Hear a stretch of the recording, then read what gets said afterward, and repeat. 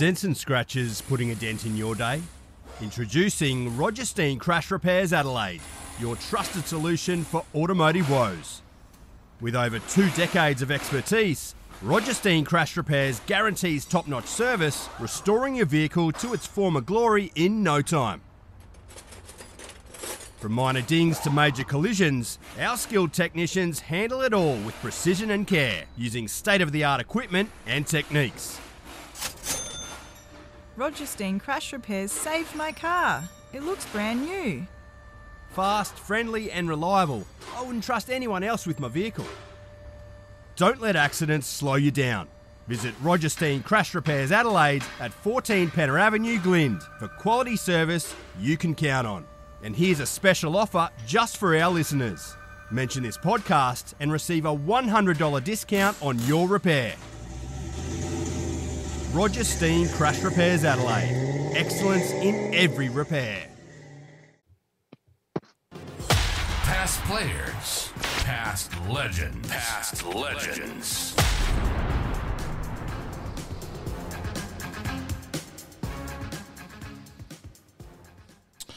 Today we're pleased, privileged to introduce South Australian left arm express fast bowler Mark Harrity. 84 first class games, 216 wickets, magnificent at 254 runs too, Hags, with a top score of 19. We will get you batting at one stage. And unfortunately had a lot of injuries through his career. That'll play part of his story, but welcome aboard, Hags. Thanks for having me, guys. Mate, thanks for joining us. And we'd like to get a bit of background as to where you started your junior career here in South Australia. So my story is an interesting one because I was very lucky to grow up in a street full of lots of kids. So we, in winter it was footy and out in the street, and in summer it was cricket in the street with tennis balls and stuff. And I, by chance, one day was playing in the street with up the driveway actually, and my brother and his good mate had just came home, and his mate was a opening bowler for Port Adelaide called Paul Ridgway, and at the time Phil de Freitas had come over and was playing for Port Adelaide at the same time. So they happened to be coming around our house. I don't know if it was for tea or something, but they saw me bowling up the driveway and commented, and they both sort of said you should come out to Port Adelaide and should be playing proper cricket. And that's sort of really where it led to. I went out to Port Adelaide. I knew Brad Young from high school. We went to high school together, so I knew Brad Young was out there, and sort of made it a bit easy to sort of reach out and go out there. So it sort of, it was I was a good batter with the tennis ball, put it that way.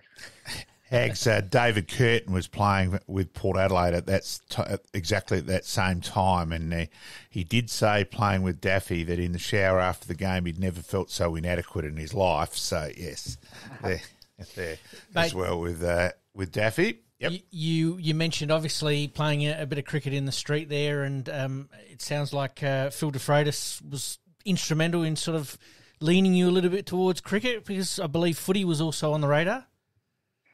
Well, it was.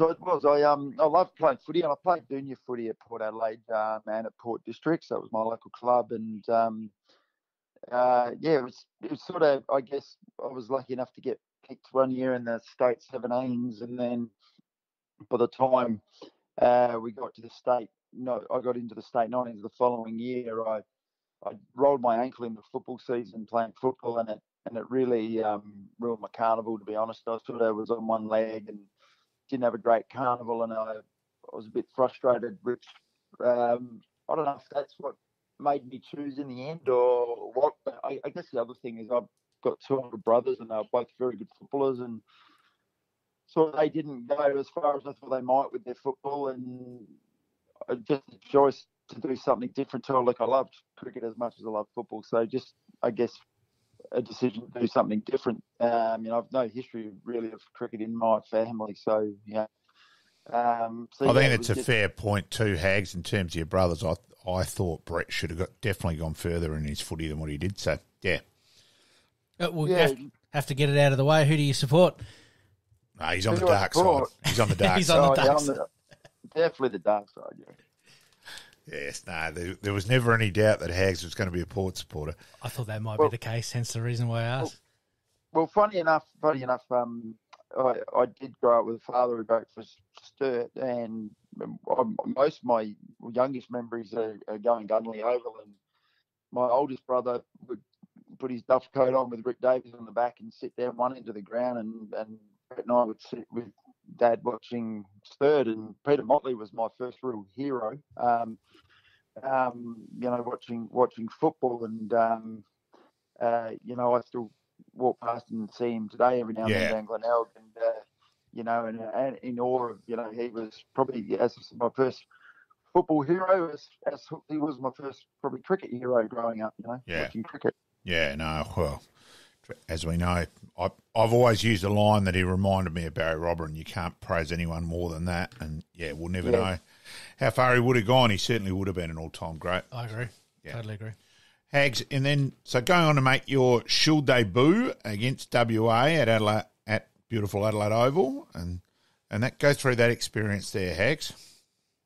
Yeah, it was a strange debut, because we'd won the toss, and I think we'd bowled, and I think the wicket had a little bit in it because there was a bit of rain around, and it had a bit in it, which I don't reckon it did for the next 10 years I played on it. But, exactly. To be honest, but I do remember my first over in Shield cricket very well, because it was to Jeff Marsh, who was the Aussie vice captain at the time, and I reckon he played and missed 5 or 6 balls, and it was probably one of the better overs I ever bowled in my life. And I think by the 3rd or 4th over I bowled, Mike Valletta, who was opening with, he nicked one to Brayshaw, and Bray let me down. He dropped my first catch, and then from that moment, I sort of heard a very loud noise coming from the Bradman stand, and thought, what's happening? And it sounded like the world was ending, and it rained that hard that we were off the ground for the rest of the day. So I sort of, on day one, bowled 4 overs for maybe 4 runs and no wickets, and came out the next day, and it was a completely different day. I don't even think I got a wicket on my first innings on debut. If I remember rightly, it was a long day. They had a very good team, and it was a very long day. Was Gilchrist in that side? Yeah, Gilchrist and Moody, Langer, Martin, all those sort of guys. So it was a fair lineup. It's pretty handy. Valletta, Baker. They did. They batted deep too, and they always had a fair bit of depth. And then your next game is actually, your first wicket was against Tasmania with your first wicket. Come on, see if you can remember who your first wicket was, Hags. Yeah, I do, because I toured England with him, and with an Australia 18, we went to England, as though it was Sean Young, and China was his nickname, China Young, and it was caught by Paul Nobes in the gully. Jeez. You were lucky. You went. So you might have been unlucky on the first one. You might have been a bit lucky on that one, mate. Yeah, I reckon he cuddled it. I reckon it hit him in the chest that he cuddled it somehow. But no. So yes, I do remember that, and that was a bit of a relief, because you got to after the first game, I started to worry a little bit. And then sort of you. Gone, and you ended up being selected in the Australian Cricket Academy that season, and obviously go through that experience, Hags. How did that come about? Yeah, so I think I ended up doing 2 seasons in the Cricket Academy, which I was lucky, because I know Glenn McGrath did a couple of seasons, and Matthew Nicholson did a couple of seasons, I believe, but not too many people got the chance to, but I was lucky, because originally if I remember rightly, I was going to be part-time, and then someone pulled out, and I was lucky enough to get in. And look, that was a fair lineup. I mean, we had, obviously, Rod Marsh being your coach was probably the first sort of surreal thing for me, growing up and watching watching him on TV and stuff, and then I realised he's now your coach. And then in the team we had Shane Lee and Ryan Campbell and Dan Marsh, the son of Rod, and then the late Andrew Simons, Nicholson. Yeah, it was quite a good team, and Robbie Baker. So there's some really good cricketers around at the time. Ian Harvey. Yeah, to name a few. So and a bit of fun. Bit of fun down the bit of fun down the pub down at. Were they down at the pub down the Bright down at Port Adelaide? No, they had moved by then. By the time I started, we were at Del Monte. Right. At Henley there. So that's never would have thought at the time I would be living not too far away from there. But Del Monte is where we stayed, and I've got to be honest with you, Rod sort of told me if what I'd get paid to actually not live there, and I thought, well, I've got my own house here and I'm in Adelaide, and I choose to take the money and live at home. So, I mean, I spent a lot of time there, and you train with them every day, and you have the occasional sleepover, but it was easier for me at the time. I had a partner and I had a house here in Adelaide, so it was a bit hard to say I'm going to go live in a 2-bedroom room with a guy when I could be living at home. So, it was still an amazing experience. And then the following year, then I was full time, and that academy team had some amazing players, and that was Brett Lee and Jason Gillespie and Mike Hussey. There was some big names that went through the following season. And then you did a tour too, didn't you? When did that come in, the tour to England? Then was that? Yeah, go on. Sorry. Yeah, sorry. The tour was after it was the summer of '95. The winter of '95, because we just lost the Shield final to Queensland. Yeah, we don't want to talk about that game, Hags. That's still the black mark in South Australian cricket history. Yeah, I know. They beat us in 2 days when we played in the minor round in Queensland, and we beat them in 2 days in Adelaide. So you always knew whoever hosted it was probably going to be the favourite, unfortunately. But that trip, Stewie Law was the captain of Queensland at the time, and Stewie Law ended up being the captain of the Australia A team, which was fun when you've just lost the Shield. And of course they also had Matty Hayden and Michael Kasparov from Queensland, so those guys didn't mind on the tour bus playing video of the Shield final wherever we went. So we had to sit there and lick our wounds watching that. But that was another great experience. Very lucky again to have played in a team that had so many very, very successful cricketers. So obviously Ponting, Langer, Gilchrist, Hayden, Elliott, Law, obviously I said, Peter McIntyre, Kasparov, Angel. Yeah, it's the majority played Test cricket, isn't it? Well, yeah, that's to be honest. Only myself and Shane George didn't end up playing Test cricket in that. Shane George replaced Brendan Julian injured before the trip. Yep. And Ponting actually mentions it in his book. He sort of in his biography mentioned that we were probably a bit unlucky, but the two that didn't play, but they had a very, very successful team, and it was very evident when we were there. Like the success they were having and what was happening, you knew something big was coming, and of course the next decade of Australian cricket was dominated. Mate, you mentioned obviously there that taking on the academy as a full-time type role. Just go through some of the experiences of some of the players and some of their preparation, but also going from, I suppose, part-time to being full-time as part of that academy. Drastic changes had to be made as well. Yeah, that's probably the first thing you notice, because when I first played for South Australia, the training was mainly, after guys had jobs. I didn't know. I'd only just got out of high school, but I remember I think Tim Nielsen cut lawns for a living, and other guys worked at banks or stuff like that. But so training was 5:30 at night. So you trained a couple of nights, 2 or 3 nights a week back in the day in first class cricket. But as for the academy, that was basically what a first class cricketer does now. You train every day, and you've got commitments every day. So we got a taste of that at a very young age, and it was sort of I guess that's the first thing you wake up to is that, there's running. And well, it's funny now because I'm a coach of an academy myself, the Darren Lehman Cricket Academy, and I set the program for that. And it's very similar. You've got your couple of weight sessions a week, your running session, obviously your main skill session, your main competition net session, and all those sort of things. So, I guess that was a bit of a culture shock, but at the same time, at that age, I just loved it so much. You couldn't get the ball out of my hand, so I'd never complain about bowling. And I think the other thing that probably helped me choose cricket in the end was I love the heat. Even days like this, if you told me I could have a cold day or a 40 degrees day, I'd take this any day to bowl in, because I just felt it was so much easier to bowl when it was warm than when it was cold. So it probably helped me choose cricket over football. Yeah. Now, one thing, it's not unfair to say that Hags is not Don Bradman with the bat.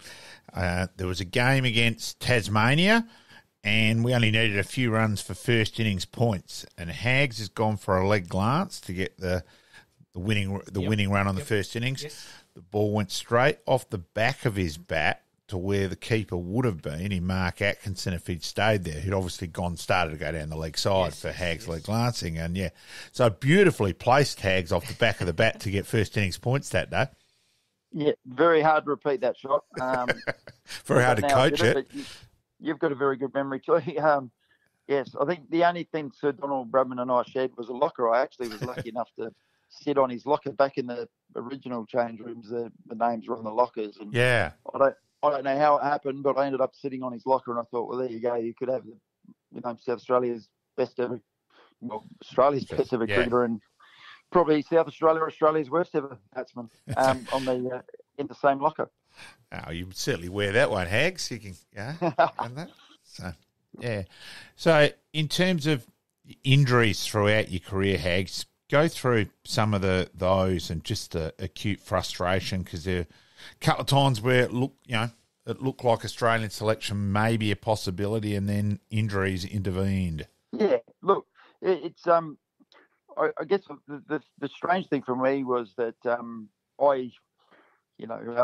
I'd done ankles and stuff with football and that, but I'd never had anything really serious, and I hadn't broken bones and all those sort of things. And then playing cricket, I had a bit of a slingy action that when I got tired, my counter rotation got worse, and I'd fall away and really try to shoulder the ball down. That's where my pace came from. And unfortunately, probably not knowing what we know now, like I wish I could go back in time, and I would have loved to coach myself knowing what I know now. Yeah. And that's hence why I'm still involved in cricket, because I get the opportunity to do this with the young lads and try to help them. But for me, there was debate over what to do with my action, and they didn't want to change it because it was successful. But unfortunately, I was playing in an Australia 11 game against the West Indies, in which Peter Taylor was the head selector back then, and he actually said before the game, spoke to us and said, look, Craig McDermott's broken down in the Windies, and we're looking to pick someone out of this game that might replace him. And you obviously be opening bowling with Brendan Julian, you're a realistic chance. And of course, I bowled out a couple of overs at the end of the day. We got bowled out, and we had a few overs before stumps. And I remember walking off the ground, and it's the first time ever my back didn't seem right. I couldn't bend over, and I didn't know what had happened. And I got taken to get X-rays, and they said, "Oh, look, you've got stress fractures, and basically season's over." And I think at that time I was leading the wicket taking in a field comp. So that was your best year, Hags. I reckon at that stage too. Yeah, it was, and it was disappointing because I was up and about, ready to go, and then of course Brendan Julian went on and ended up replacing him. And I ended up going home, and there was a lot of debate over and arguments over whether it should be season ending or can they monitor it, because South Australia at this time were a chance to finally win a shield. We were during a successful period, and we were top of the ladder. And so I actually flew home from an Australia A game with stress fractures and tried to play a shield game about 4 days later. Yeah, I do remember that. Yeah. So I did, but at the time, to say I was a bit of a pincushion was an understatement. And I never blame anyone because, I wanted to play and I chose that. I was probably a bit young and mature to make those decisions for myself, but I chose to try to play through this, through the stresses, and it didn't really work, and it felt like a nightmare. 2 years of just pain until eventually Dennis Lilly came along and changed my action, and they decided to see if they could, which basically turned me from almost side on, and I lost my sling a little bit, and it was sort of weird. I got sort of in between again, and I although I had good games and did all right and lasted another 8 years or 7 years, whatever it was, I probably was never as quick. I wasn't that sort of 150 bowler that I was, but yeah, I don't know. It's hard to say. I sometimes think I bowled better because I controlled it more, but I wasn't as, I was probably 10 k's slower. So, yeah, it was an interesting sort of thing at the time. But yeah, so there's the stresses obviously that I try to play through, and other than that, to be honest, it was mainly the backs. And look, I've had, like anyone, a couple of knee scrapes and elbows and things here and there, but that's part and parcel of it, and never stopped me playing. I mean, I remember breaking my finger on my bowling hand, and I still played a shield game with it and taped up, and you just do these things. But the back's the hard one, because no matter how tough you think you are and you can grit your teeth and get through it, it's nothing worse. It's not enjoyable, back pain. So as I said, it's something I love to do, and still do now. A lot of private coaching where I'm very technical about bowling, and I've spent a lot of time with a lot of bowlers, and including Spencer recently. Yeah, I was going to get to that. I was thinking of Spencer as you were saying, and I was going to say, well, what of the experiences you went through, and how much influence? And I will say personally, I think you've had the most influence on Spencer Johnson, and that with remodelling his action. How much of what you've been through became involved in that side of it, Hags? Yeah, I mean, it had, but with him a little bit different, because he's not complained of back pain or had any back pain. But I've always, I mean, this is pretty much my 10th year being involved with Spencer, and my 8th year being his head coach at West Torrens, and I've been following him, and through that time, and I've always been concerned about how quickly he runs off the wicket. Yes. And he's got the traditional, well, he did have, shall I say, the traditional load up of a front arm that a lot of the Poms have, and it pulls you off the wicket, pulls you down and pulls you away. And I started looking into some footage of Mitchell Starc bowling and the way he loads up, and I just knew I've been trying to get Spencer get my hands on him, because I don't get to see him a lot sometimes, when he's with the Redbacks. But I'd been trying to convince him, mate, you need to change his front arm. And I'd been saying it for a few seasons. And one year 2 years ago, it was now, or a year and a half ago now, he finally went, all right, let's do it. And we did it. And I can't get over how quick he changed it and fixed it, and how much success he's had really quickly. I mean, there's no doubt that natural raw talent was there. I think, if anything, I've just helped him with direction and pace, because the funny thing about cricket is if you get your action right and get behind the ball properly, you get shape, you bowl good areas, you bowl better pace, and you're less likely to break down. So it can be one or the other, and I think that's pretty much what sums up a lot of people's careers, really. I do remember, though, with Spencer, I remember you showing me some photos and that, Hags, and it was quite a significant change that you did manage to. And he's certainly he looks more comfortable and probably more balanced than what he did. He does, doesn't he? Like, he is a very strong fella, and although he had some injuries at different times, one thing that may have helped him is he did take his cricket seriously and get himself fit, nice and strong and fit, and when he had time off with injuries. So, he's a strong lad. I mean, you look at him and he could be playing AFL football.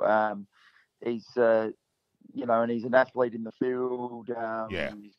He's got everything going for him. I mean, it's really exciting to know that he's ready to go when Mitchell Starc's ready to retire. That's the exciting bit at the moment because he missed some years of cricket. I feel like he could still play for quite a while. I certainly hope so, and I just want him playing some first-class cricket for South Australia.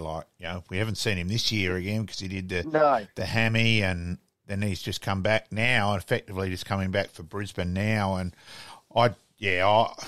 the potential he showed last year and bowling on when Karen Rolton was just ridiculously flat was sort of watching you were going, wow, this kid's not a kid, but he seems a kid because he hasn't played. So he's hardly played. You're going, wow, this kid's got it. Yeah. Well, that's what I feel like. I hope they haven't missed the boat there with Spencer, South Australian cricket, because I feel like if he'd played a full season, him and Drew, Drew was our lead run scorer and he didn't get in the team till round 5, and Spencer didn't until after Christmas either. And when you look at it, in the season they both had, if they played a full season, I got no doubt we would have dominated. And that was probably a little bit of my frustrations I had with the Sacker at the time, that there was 2 guys on your doorstep that were 10-year-olds at West Torrens that you're recruiting all these people from interstate, and 2 of your best, I reckon, are here. But unfortunately, they're not seeing Spencer this year, and unfortunately, Drew's not in the team anymore. He's out of form a little bit at the moment, but in saying that, he's their leading run scorer in one-day cricket, doing it really well in one-day cricket this year for the Redbacks. So hopefully he'll find some form again. But I'm just buggered what happened to Drewy, why the grip sort of seemed to change and that. I don't know who got in his head, and I certainly know it wasn't you. I'd love to know there. And acute frustration because he was hitting the ball so straight last year, and you thought, wow, we finally got a number 3. We finally got a number 4. We can finally build this on a South Australian, hopefully a run of success. And I think he got dropped too quickly this year, but he's hitting around his front pad. I just buggered why that grip change came in, Hags, and and I don't know. And unlike Spencer, I'll never take any credit for his batting. But I can see that, obviously, and I noticed it, and it's a tough one for me to question. I've got the uttermost confidence in questioning anything to do with bowling, and I speak with Ryan Harris and Butters, and in the past, anyone that's been up there, and we change notes and exchange notes, but from a batting point of view, I'll never question what they're doing. Who knows? I wouldn't say that they're telling him to play across the line to he seemed to have more patience last year, and I don't know if he's putting pressure on himself to score quicker, which he doesn't need to do. He doesn't need to do. They need someone who can. Games aren't going 4 days. They need someone who's got some patience and who can stay in there, because if he does that, then by the time Manenti and Lehman come in, it's good night to oppositions, and that's what was happening last year. Yeah, and it was funny out of that. Pete, I ran into Hags at a one-day game down at West Torrens on a Sunday, and I said, because Drew was batting, and I said to Hags, what the hell's happened with his grip? And Hags has just smiled and laughed at me. He's gone, Rick Darling's virtually, it's just thing over there. Now, I hadn't seen Rick at that stage, and he was sitting there, and he said, he's virtually said word for word what you've just said, Malcolm. Yep. So I said, well, at least that means, therefore, my observations aren't too bad. So, along that. Yeah. So I'm not sure with that one, but hopefully something gets sorted out. Unfortunately, though, I noticed he just yesterday he got a first ball to chop one on. First ball of the second living game he's playing in, so unfortunately. But look, I know he's still got another year, and I've got no doubt he'll be back. And as I said, if you get him and McSweeney and Hunt and all that back in form, it's a fair lineup, because the bowling's not an issue. They'll bowl teams out now. Yeah. Mate, we have to ask about the workload of, obviously, cricket at the moment. It just seems like everybody's playing every 5 minutes. Is that a positive or a negative, but probably more along the lines of Spencer Johnson in him making those adjustments because he did have additional games to be playing in, or additional opportunities? It's a tough one.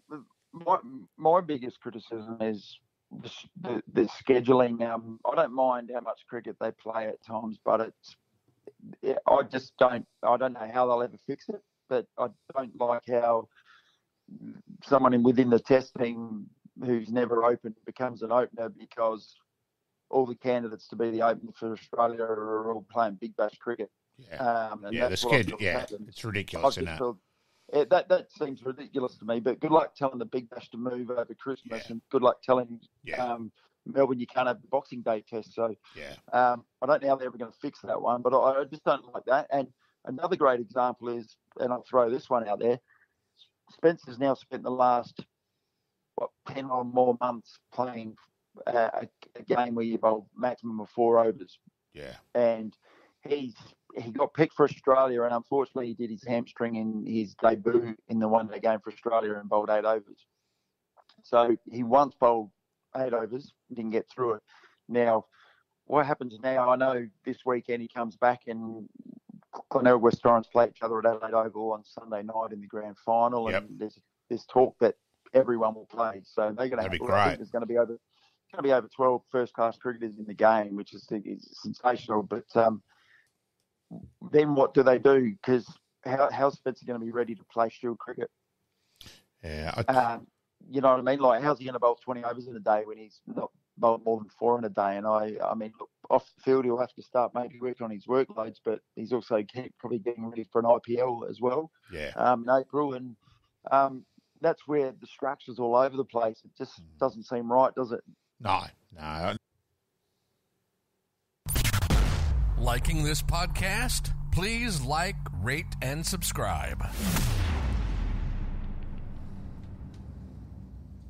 We thank Mark Harrity there for his time. We will split the interview up into 2 because that was quite a long interview. And obviously, for me, bowling on the road, playing a bit of road cricket, a couple of players just happened to notice him going, hey, come and have a bit of a game here at a local cricket club. And Phil de Freitas, the ex-England opening bowler batsman. Good test match here at one stage, Daffy. Hags there deciding with cricket or footy and ending up with cricket. He's a guy who wears his heart on the sleeve. He's a very much proud South Australian cricket man, and someone I've got a lot of time for. Loves cricket, loves talking cricket. So obviously I probably tick a base there with him. Absolutely. And obviously the last part of our segment, like we do with all of our guests, is we talk about obviously their top couple of players they played with and played against, and he named some South Australian royalty and some Australian royalty. So can't get any better than that, and obviously still involved with cricket as he mentioned there. And Coach of West Torrens. Absolutely, and like you said, loves his cricket. So all right, mate.